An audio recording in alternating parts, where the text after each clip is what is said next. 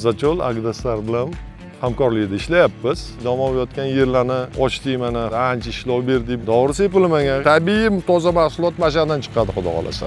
20-mayga borib pishish kerak bu. Dakar degan Amerikaning navi, hosildor. Kapilli sistema qilib sug'oryapmiz. Suv isrof bo'lmaydi, o'g'it isrof bo'lmaydi, xarajat kam, hosildorlik 100% ga oshadi tomchilatishda. O'g'it joyiga yetib boradi. Oldinlari 500 kilo bersak 1 gektar yerga, hozir 100 kilo, 150 kilo bilan yetishtira olamiz-da. Qoniq ichgandan keyin palaylar yaxshi yoziladi.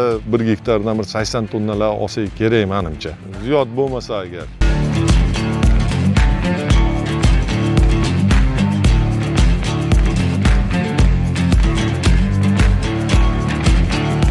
Amalda urug'dan ekilgan mahsulotlar gektariga tarvuz misol uchun 35 tonna, qavun 25 tonna atrofidan olib kelingan 90-100 kun muddatlarda yetishtirilgan hosillar.